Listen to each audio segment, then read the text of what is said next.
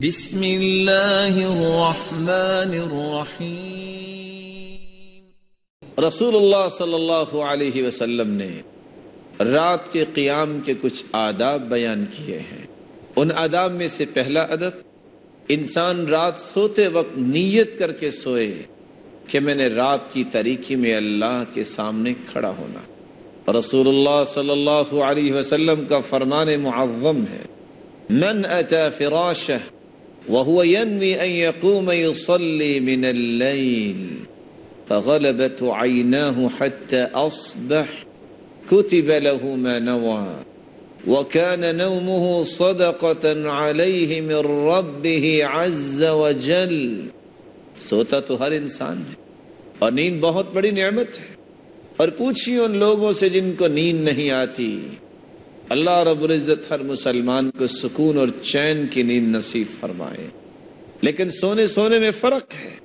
انسان سونے کے لیے بستر کی طرف جائے اور نیت کر لے، میرے مالک رات کی تاریکی میں تجھ سے ہم کلام ہونے کی کچھ لذتیں اور ہیں، اللہ یہ حلاوتیں کچھ اور ہیں، میرے نصیبے میں بھی فرما دے، اور سو جاتا ہے۔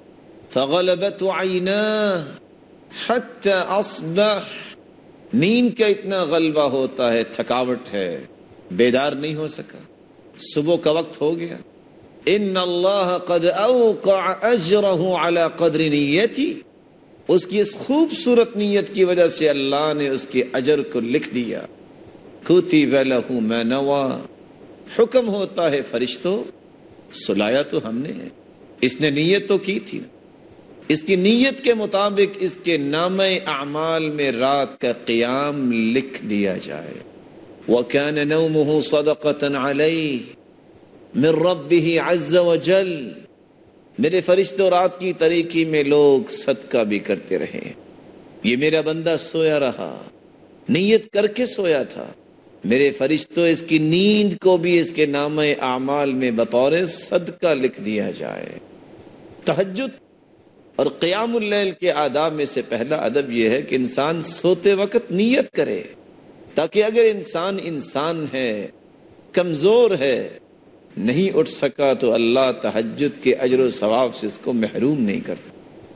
دوسرا ادب یہ ہے، انسان رات کو سوتے وقت وضو کر کے سوئے، اور رسول اللہ صلی اللہ علیہ وسلم نے فرمایا، طہروا هذه الاجساد طہرکم اللہ فإنه ليس من عبد يبيت طاہرا إلا بات معه في شعاره ملك لا ينقلب ساعة من الليل إلا قال اللهم اغفر لعبدك فإنه بات طاہرا۔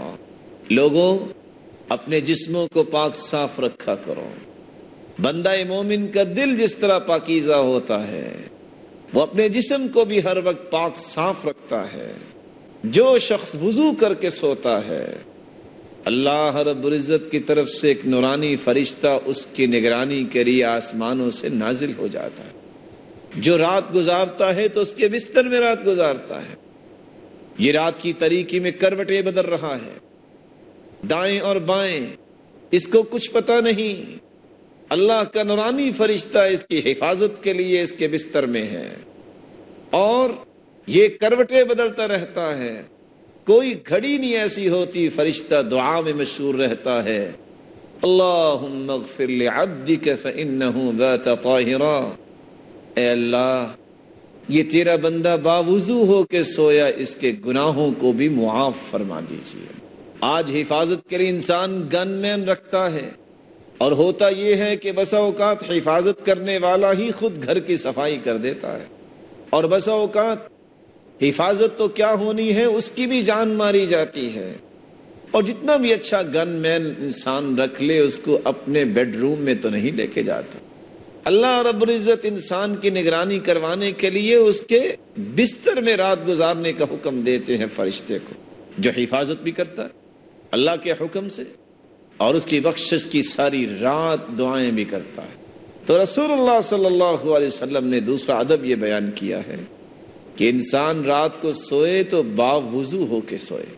تیسرا ادب یہ ہے انسان رات سوتے وقت ذکر کر کے سوئے، جو رسول اللہ صلی اللہ علیہ وسلم نے صحابہ کو سمجھائے۔ اللہم بسمک اموت و احیا، اللہم قنی عذابک یوم تبعث عبادک۔ انسان اللہ کا ذکر بھی کرے، انسان رسول اللہ صلی اللہ علیہ وسلم کی سنت کے مطابق سورۃ الملک کی تلاوت کرے۔ اور سورۃ الملک کے بارے میں رسول اللہ صلی اللہ علیہ وسلم نے فرمایا، سورۃ تبارک ہی المانعۃ من عذاب القبر۔ جو رات سوتے وقت سورۃ الملک پڑھ لیتا ہے، اللہ رب العزت اسے قبر کے عذاب سے محفوظ فرما دیں گے۔ ان سورۃ من القرآن ما هي الا 30 آیہ شفعت لرجل۔ قرآن مجید کی ایک ایسی سورت ہے جس کی 30 آیات ہیں، قیامت کے دن اس شخص کے لیے سفارش کرے گی جو اس کو پڑھتا ہے۔ وفی روایت اخری، اور دوسری روایت کے لفظ ہے خاصمت عن صاحبها، یہ اپنے پڑھنے والے کے بارے میں جھگڑا کرے گا۔ اور تیسری روایت کے لفظ ہے حتی غفر لہ، یہاں تک کہ اس کے گناہوں کو معاف کر دیا جائے۔ وفی روایت رابعہ، اور چوتھی روایت کے الفاظ ہیں اس وقت تک یہ سفارش کرتی رہے گی حتی ادخلتہ الجنہ، جب تک پڑھنے والے کو جنت میں داخل نہیں کروا دے۔ اللہ رب العزت سے دعا ہے اللہ رب العزت ہمیں ان آداب کو ملحوظ خاطر رکھنے کی توفیق عطا فرمائے۔ اللہ رب العزت ہمیں تہجد پڑھنے کی توفیق عطا فرمائے اور اپنا تقرب نصیب فرمائے۔ وآخر دعوانا ان الحمد للہ رب العالمین۔